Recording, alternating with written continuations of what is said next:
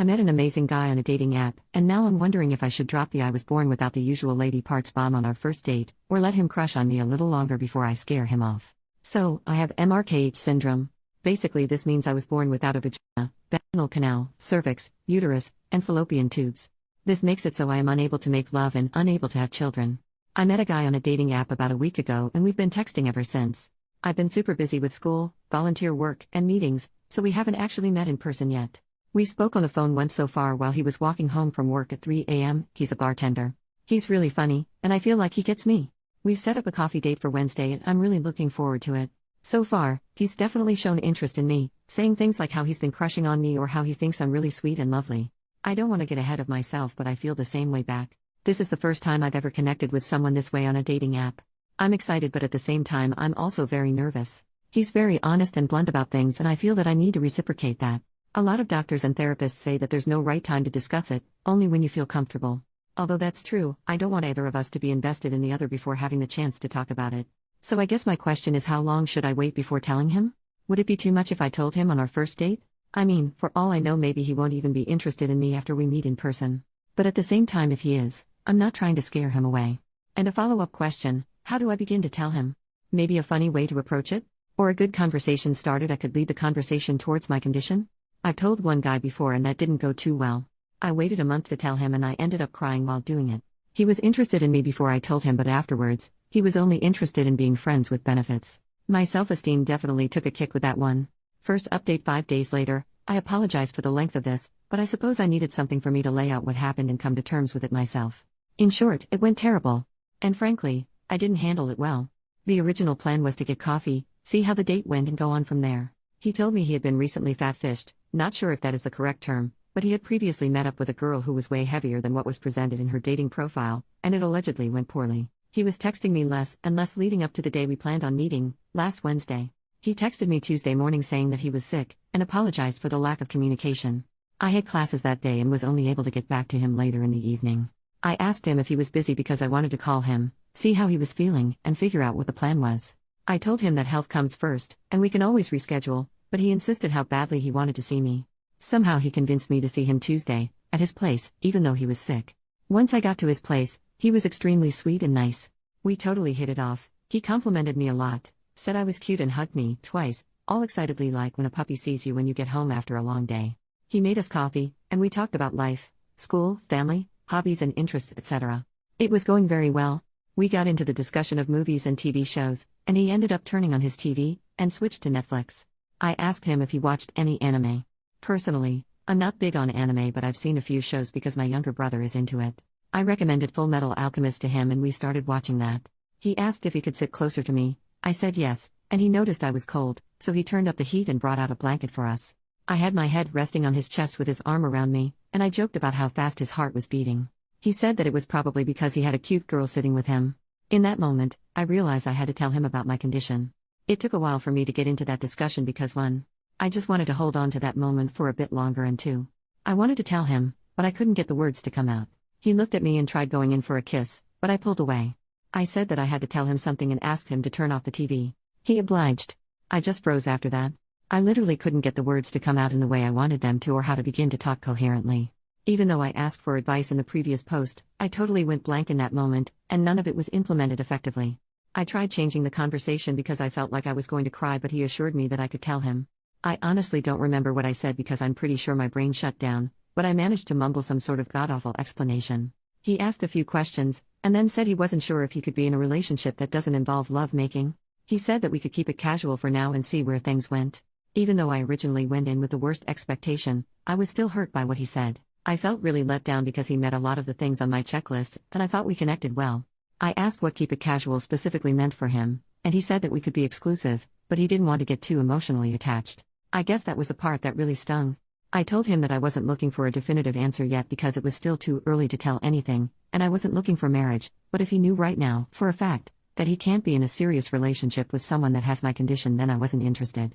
I know myself too well, and honest to God, I can't get involved with someone without getting emotionally attached, and agreeing to see where it went would be intentionally setting myself up to get hurt. Plus, I think that was just his way of saying no to me nicely. He politely said that we could both take a few days to think about what we wanted, and he'd let me know. He was just trying to let me down easy, because we both knew what he meant. It was around 8:30 p.m. by the time we got done with that discussion, and I said that I should probably leave. He walked me to the elevator, in silence, and as I was about to enter the elevator, he asked if I would still be interested in being friends because he enjoyed my company. I said I wasn't sure, and that I'd talk to him later. By the time I got down to the first floor and out the building, I had tears down my face, and I felt like absolute crap. Pretty much every guy I have told about my condition would later go on to say that we could be friends with benefits or something more friendly. I just felt like no one would ever want me for me, and that all I would be good for is some side action. I felt really alone. I felt that the only reason I had ever been in a relationship previously was because I hadn't been diagnosed with my condition when I started dating my ex, and we had already been together for a year when I did find out. I felt like he only stayed with me a year longer because we had a strong emotional bond, but even that came to an end when he cheated on me. I'm not that insecure, but at that time I couldn't think straight. I had just experienced something nice, and it was instantly taken away from me. I haven't had many friends after my ex cheated on me with my best friend, and I cut contact with everyone in that circle, and making friends at university is difficult if you're a commuter. I ended up calling a guy I know as I walked back to the subway. I don't really consider him a friend anymore because he has told me he has feelings for me, but I don't feel the same way back towards him, and he makes constant cheesy statements about me and him despite me telling him not to. I don't want him getting too attached to me, so I keep my distance. But in that moment, I really needed someone, and I didn't have any other option. So I called him, he picked up, I asked if he was busy, and he said he was playing a game with friends and he could call me back later. I didn't want to bother him like that, so I told him it wasn't necessary. So, I did something very stupid, and called my ex. His girlfriend, the girl he cheated on me with, had him block my number, so it went straight to voicemail. Like any insane person, I left a very pathetic voicemail, sobbing and all. I said I didn't have anyone to talk to and apologized for calling him, but I couldn't think of anyone else to talk to. I didn't mention what happened or anything, just that I needed someone. I stood outside in the cold, it's snowing here, for a while until my whole body felt numb. I gathered myself and thought, come on, what the heck are you doing? This is not you. You're better than this. I promptly got on the subway, went home, got into bed, and went to sleep. I woke up the next morning with a fever. That's what I get for getting too close to a guy that's sick, but still had to go to class and attend tutorials. I thought about my reaction a lot, and how poorly I had handled it. Clearly, I have issues I need to work on. I stayed late after the tutorial getting extra help, and after my TA was done helping all the other students, I went to her office and privately asked her if she had any recommendations for someone that I could talk to on campus. She asked me if it had to do with academic stress or something more personal. I said the latter. She pulled out her laptop so quick and got me numbers, emails, and addresses for places I could contact on campus. She told me that she understood and that she too was having issues a couple months ago and recommended a clinic she had been to personally. I couldn't stop thanking her. Before I left, I said, it's not a big deal or too serious. I guess things could always be worse, and without skipping a beat, she said yeah, but things could also be a lot better. I thanked her for her help and left. He hasn't texted me in 2 days now. I'll wait a little longer, but I guess I got my answer. I realize I am not ready for dating. For the time being, I should get help. It's not that I can't handle rejection, but the fact that time and time again, I get guys who are totally into me, and aren't looking for lovemaking right away because they want something more meaningful, but as soon as I mention no lovemaking at all, for now, at least, they turn me down. If they rejected me right from the start, and we didn't get along well, I could handle that perfectly fine. I can't help but think I'm a defective human, and will never find a guy who would appreciate me for me. I have yet contact the number my TA gave me. If you've read this far, thank you. If you have any advice, things I should improve on, better ways to handle situations like this, constructive criticism, or any other comments, I would greatly appreciate it. Thank you. Final post 2 more days later. I just wanted to address some common questions, and to clear up some things I've mentioned in the comments briefly. I hope this post is a little more coherent and organized than my previous ones. But before I do that, I really just want to thank everyone for all your nice messages and advice. You have no idea how much it actually means to me, and how much I appreciate it. Quick update, I texted Kyle yesterday and he replied. I asked him how he was feeling. He said he was even more sick than earlier. I said I was too, and I said it was his fault, in a joking way, because it was just as much my fault too. I told him about how I had a volunteer thing at university which I went to and how I nearly fainted because of my fever and ended up coming home early. But that was it. We didn't talk about much else because he stopped responding. In addition to this, I haven't called the number my TA gave me because they are only open Monday to Friday from 8 a.m. to 4 p.m. So, I'm going to be doing that on Monday, hopefully. My condition, the exact name for my condition is Mayer-Rokitansky-Kuster-Hauser syndrome, or MRKH syndrome for short. It affects 1 in every 5,000 women. A lot of people, I'm assuming they were trolls, stated that I was a guy or something along those lines. Just to clarify, I am a woman, I look like a woman physically and I felt like a woman my whole life. I was genetically born with 20 chromosomes. Being a woman is not something I doubt. There are basically 2 types of branches within MRKH. Type 1 is an isolated occurrence, meaning there is only a lack or underdevelopment of internal reproductive organs.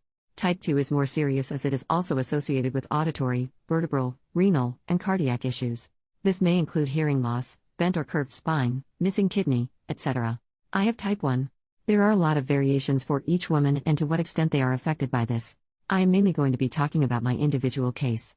Diagnosis: a lot of people were confused as to why I was only diagnosed with this a year ago and not at birth, and why did I find out after already being with my ex for over a year.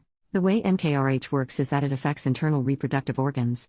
This means that just by looking on the outside, it is undetectable. From the outside, I look like a normal female. I have normal external genitalia, including a clitoris, urethra, labia, etc.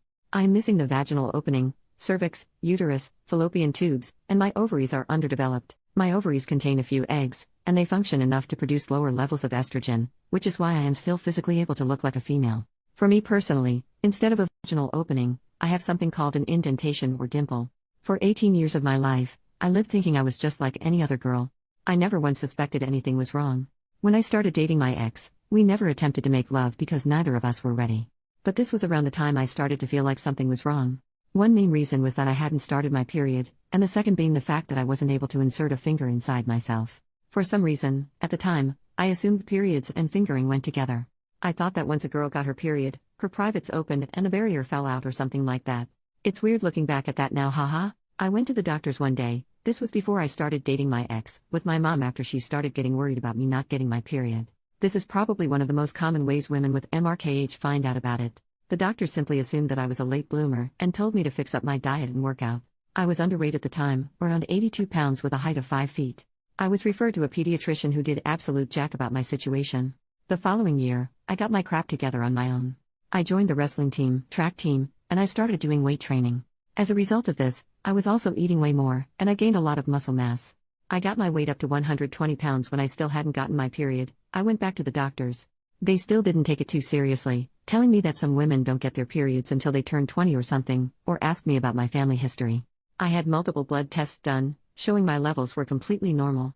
I didn't feel like everything was normal, so I switched around doctors, seeing different specialists, and pediatricians, getting more and more blood tests done each time. Needless to say, I was getting tired of blood tests because I knew they didn't show anything. One doctor said my prolactin levels were too high, but I think that was circumstantial.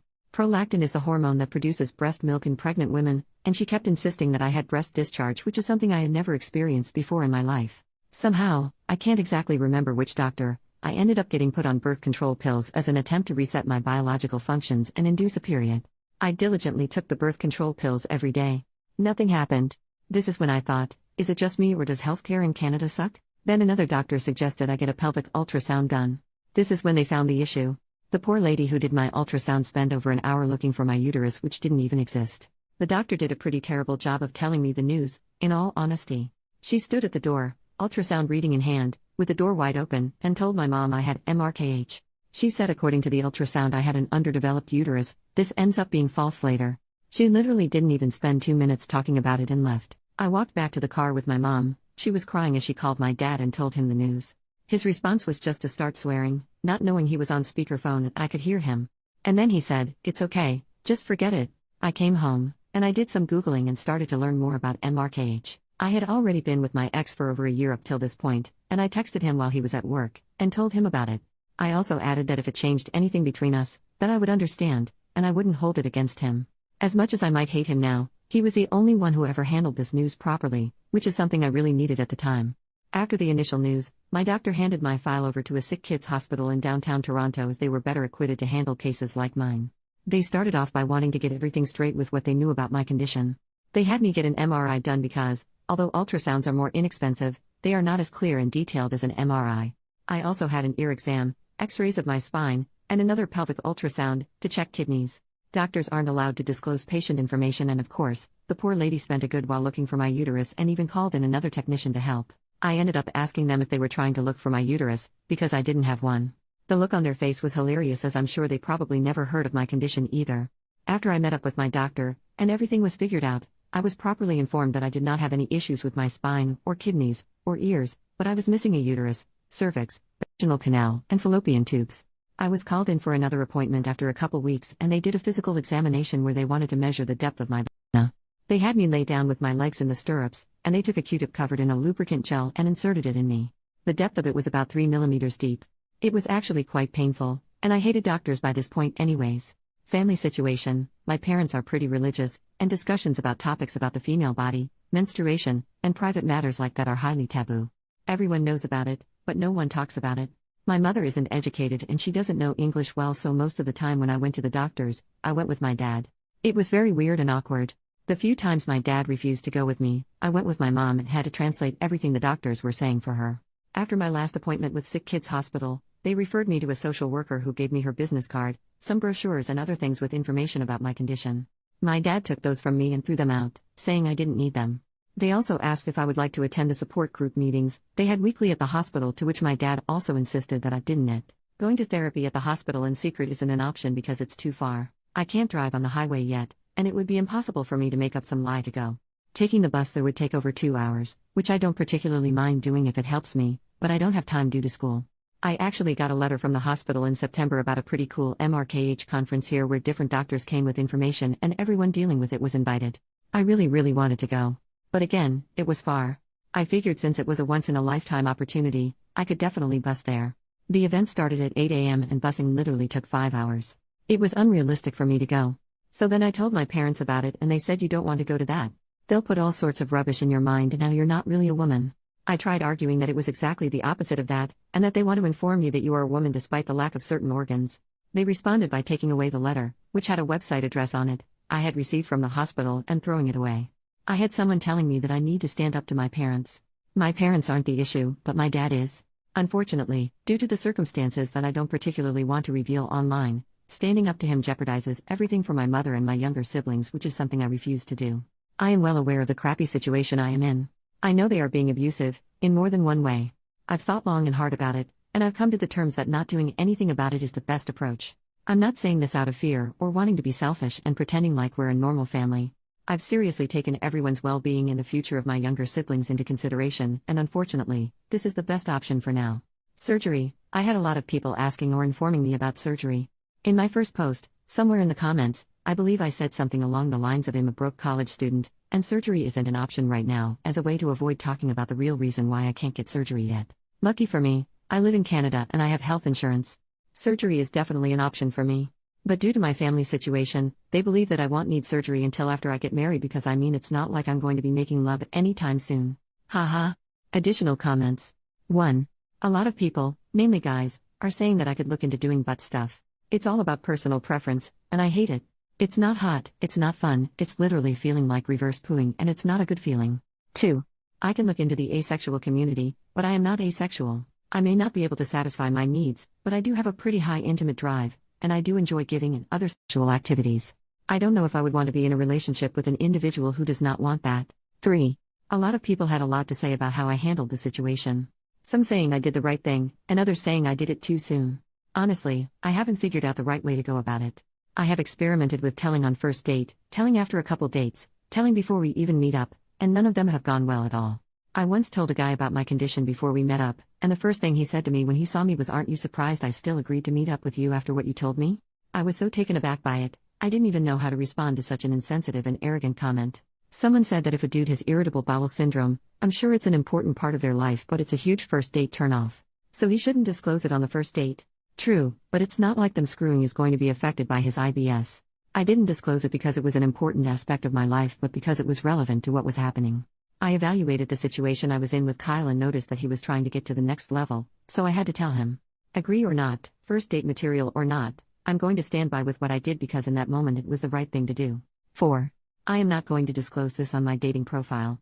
It's easy for everyone to sit there and suggest I do that, but you don't really know what it's like until you're actually in the situation yourself. I don't want to publicly display it to guys I'm not interested in, nor to those who aren't interested in me. I know guys who also use those dating apps, and I don't want them to stumble across my profile and find out about it. 5. The guy I ended up calling on Tuesday night, after I left Kyle's apartment, he knows about my condition. He has told me that it wouldn't bother him. I had a lot of messages telling me that I shouldn't friendzone him, and that I should give him a chance. Here is the real reason why I'm not attracted to him, nor why I would never ever give him a chance. He's basically doing nothing with his life. He's 24, lives with his mom, doesn't work, can't drive, plays video games all day, uses his depression and anxiety as an excuse from putting in any effort towards having an independent life. Whereas I, on the other hand, I work part-time, I study my butt off in school, and I make time to do extracurricular stuff. I also deal with depression, self-harm, and self-destructive thoughts. But I treat each day as an opportunity to make progress. I'm not saying I'm better than him because our circumstances are very different, nor am I saying that he's not trying his best because everyone deals with things differently. I'm just saying he doesn't have his crap figured out yet, and I'm not into that. In addition to this, he was once involved in a situation where he was the other guy. He was involved with a girl who had a boyfriend, and he knew this before getting involved with her but continued with it anyway because he was lonely. I was on the opposite end of that kind of situation, and even though he might not be aware of the magnitude of his actions, I am. There is no way I am dating someone who selfishly puts their needs first and is able to convince themselves that cheating is somehow okay. 6. I think one of the main reasons I even turned to Reddit in the first place was because I am clearly looking for some sort of support because therapy isn't an option for me. Social media platforms for support do exist, but my parents had me added or followed on those, and I don't want them finding out. This is far longer than it needed to be, sorry. I hope I answered some questions. I really do appreciate all the support I got. Thank you, and take care everyone. Edit 1, I'm only doing this to feel better about myself. Kyle finally replied to me and said, I definitely do not want to get involved. Fuck you, Kyle. If y'all want to hate on him, feel free to. I welcome it with open arms. Edit 2, I think I forgot to address this earlier. For those of you asking whether I can orgasm through clitoral stimulation, the answer is no. My clitoris is underdeveloped. Stimulation feels good, but it's not enough to reach orgasm. Maybe a stronger vibrator or something like that would work? I don't know. I haven't tried. Edit 3, guys. I can still pee. I have a urethra. You do not put a guy's pee-pee in the same place you pee from. Simply anatomy.